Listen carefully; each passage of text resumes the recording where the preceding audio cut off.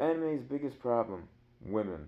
So this is a video, anime analysis video recently published by This Is Chris, that is very popular. When you type in anime analysis video, well, at least for me, it's different for everyone, because now YouTube algorithm.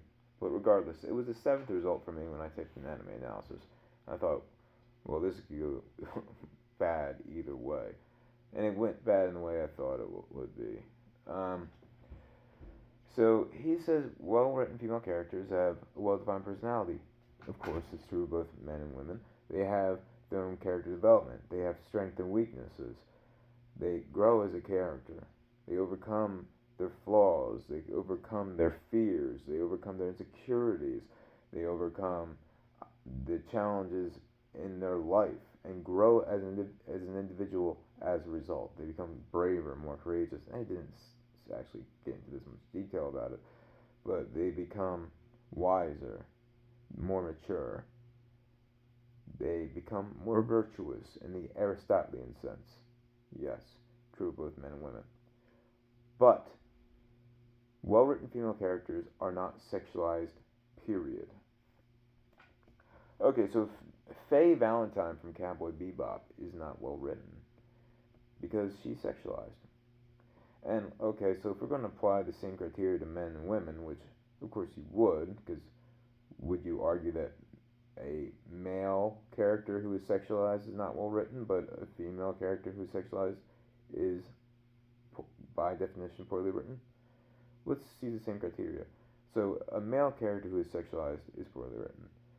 So all of the most popular romantic fiction written by women for women, whether it's novels in the US or shoujo or josei, anime or manga in Japan, where it's a romance between a woman, female lead character, and a man or a number of men in a reverse harem.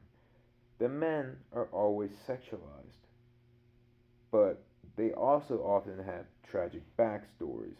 They have internal turmoil. They have things in their life that they must overcome. They have barriers. They are healing from something. And part of the romantic journey between the female lead and the male interest is him overcoming that deep inner turmoil, overcoming whatever flaw or challenge in his life that he needs to overcome. In fact, most male characters in anime, you'll find that when they're written by women, have way more personality and are way more interesting characters than when it's written by men. Because, I mean, look at like 90% isekai. They're all the same character because they have no personality. They're just bland, boring people that like you could switch out their lines with the lines of any other character from 90% of other isekai, and you wouldn't notice the difference. And most of the time, they even look alike. It's absurd. They have no character development. They have no weaknesses they have to overcome. They have no fears that they need to deal with. They don't have a well-defined character arc where they grow as a person. They don't have really profound motives, any interesting motives at the very least. So, I mean, most women in anime are not well written. Most men in anime are not well written. And the same criteria for a well written character for a male character and a female character are the same. So why are you saying a well written female character has these traits? You should just say both a male and female character has this trait. Unless you're going to argue that a female character by definition cannot be sexualized, period, but a male character can. Which is just obviously sexist and absurd because you don't think women have sexual desires. You don't think they want to be sexy. You don't think they make sexual advances. Well, maybe they've never made sexual advances on you, Chris. Maybe you've never had a sexual relationship with a woman yourself, Chris. But if you actually sit down and have talk to a woman about this issue, they'll say there's nothing wrong with a woman being sexy, with one of her primary interests being a romantic, starting or having a romantic or managing a romantic relationship with a male character.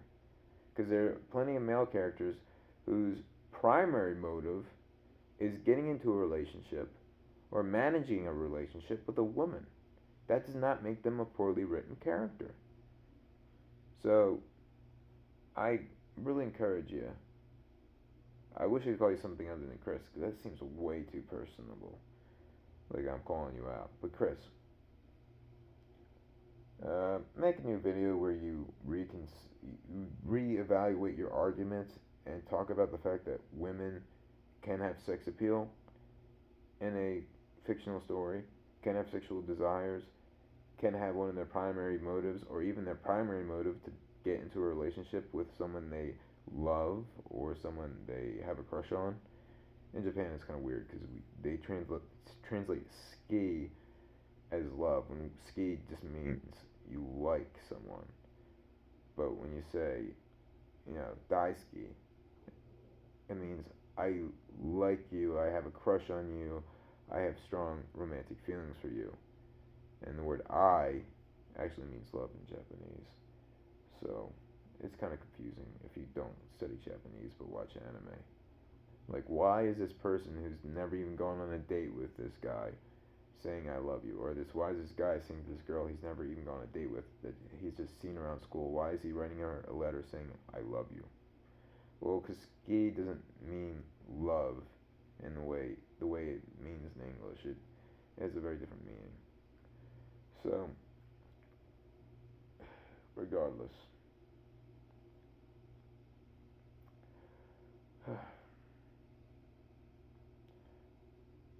I think that covers pretty much all of it.